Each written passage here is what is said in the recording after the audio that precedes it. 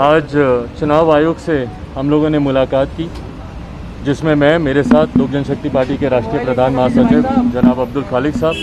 हमारे साथ लोक जनशक्ति पार्टी के राष्ट्रीय हमारे प्रवक्ता, हमारे लीगल एडवाइज़र आदरणीय A.K. वाजपेयी साहब, हमारे साथ बिहार प्रदेश के हमारे प्रदेश अध्यक्ष राजू तिवारी जी, और साथ ही में अल्पसंख्यक प्रकोष्ठ के हमारे राष्ट्रीय अध्यक्ष जनाब आसिम खान साहब। तो ये 5 सदस्यीय डेलीगेशन ने आज कमीशन के सामने अपनी बातों को हम लोगों ने रखा है। उनकी जानकारी में जो बातें ऑलरेडी थीं उसको हम लोगों ने पुनः उनके संज्ञान में दिया है कि 2019 में लोक जनशक्ति पार्टी ने नए राष्ट्रीय अध्यक्ष का चुनाव किया था और पार्टी के राष्ट्रीय कार्यकारिणी द्वारा मुझे ये जिम्मेदारी सौंपी गई थी। तो 2019 में मुझे लोक जनशक्ति पार्टी का राष्ट्रीय अध्यक्ष चुना गया था और लोक जनशक्ति पार्टी के संविधान के अनुसार 5 साल के लिए लोक जनशक्ति पार्टी का राष्ट्रीय अध्यक्ष हर 5 साल के बाद राष्ट्रीय अध्यक्ष का चुनाव होता है। मुझसे पूर्व लोक जनशक्ति पार्टी के संस्थापक आदरणीय रामविलास पासवान जी पार्टी के राष्ट्रीय अध्यक्ष थे और उनका कार्यकाल 2020 तक था,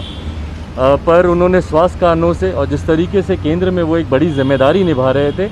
उसका हवाला देते हुए उन्होंने मध्य में इस्तीफ़ा दिया और उसके बाद एक नए राष्ट्रीय अध्यक्ष का चुनाव हुआ और ये जिम्मेदारी बाकायदा पार्टी के राष्ट्रीय कार्यकारिणी द्वारा मुझे दी गई।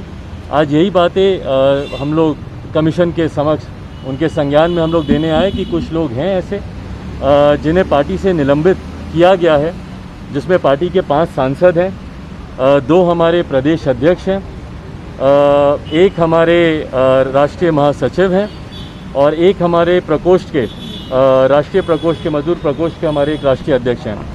तो ये संख्या लगभग 10 के आसपास की ये संख्या होती है। ये 10 लोग ऐसे हैं जिन्हें पार्टी से पहले ही निलंबित कर दिया जा चुका है। ये लोग एक अलग अपना गुट बनाकर कहीं ना कहीं पार्टी पर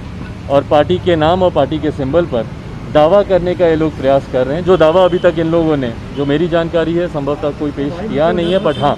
क्योंकि वो अपने आप को लोक जनशक्ति पार्टी का अध्यक्ष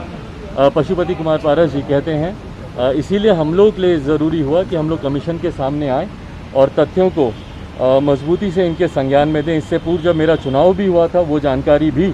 हम लोगों ने 9 नवंबर 2019 को हम लोगों ने चुनाव आयोग के समक्ष हम लोगों ने रखी थी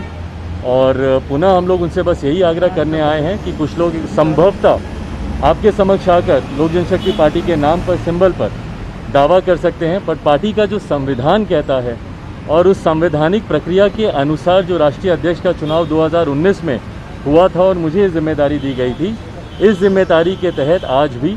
मैं लोक जनशक्ति पार्टी का अध्यक्ष हूं और पार्टी की पूरी जिम्मेदारी और पार्टी की पूरी कार्यकारिणी मजबूती से हम लोग एक साथ लोक जनशक्ति पार्टी के नाम के तले हमारे चुनाव चिन्ह के साथ हम लोग काम कर रहे हैं। और यदि कोई और इस पर दावा करता है तो कोई भी कार्रवाई करने से पूर्व मैंने आग्रह किया है चुनाव आयोग से कि एक बार पुनः हम लोग को अपना पक्ष रखने का हम लोग को मौका दिया जाए और उसमें जिस भी डॉक्यूमेंटेशन की ज़रूरत पड़ेगी, राष्ट्रीय कार्यकारिणी की बैठकों की ज़रूरत पड़ेगी या आज की तारीख में कितने लोग हमारे साथ हैं उनके एफिडेविट या उनकी फिजिकल प्रेजेंस की जो भी ज़रूरत पड़ेगी, लोक जनशक्ति पार्टी पूरी तरीके से तैयार है। जो भी मांग चुनाव आयोग द्वारा की जाएगी वो तमाम बातें तथ्यों के साथ उनके समक्ष रखी जाएगी। चिंता आज आने से पहले इसलिए इस बात की थी क्योंकि माननीय लोकसभा अध्यक्ष उन्होंने बिना हमारा पक्ष सुने उन्होंने जिस तरीके से फैसला दिया था, ये हमारी चिंता थी। तभी हम लोग चुनाव आयोग के समक्ष आए ताकि हम लोग का पक्ष ज़रूर सुना जाए कोई भी निर्णय, कोई भी फैसला लेने से पहले, क्योंकि माननीय अध्यक्ष लोकसभा उनके पास 5 सांसद गए, जबकि हमारी पार्टी का संविधान स्पष्ट रूप से इस बात को कहता है कि leader of the house and parliament या असेंबली में कौन होगा, इस बात को तय करने की जिम्मेदारी केंद्रीय संसदीय बोर्ड की है। संभवतः यकीनन माननीय अध्यक्ष लोकसभा ओम बिरला जी को इस बात की जानकारी नहीं होगी कि हमारी पार्टी का संविधान किस आधार पर अपने नेता का चुनाव करता है पार्लियामेंट में, और इसीलिए उन्होंने जो निर्णय दिया वो कहीं ना कहीं गलत है और इसीलिए मैंने अध्यक्ष जी से यह आग्रह किया कि पुनः विचार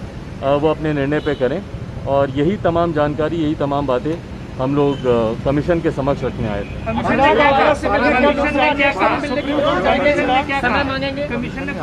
बिल्कुल, कमीशन ने 100% हम लोग को अश्योर किया। उन्होंने पूरी तरीके से उन्होंने अश्योर किया।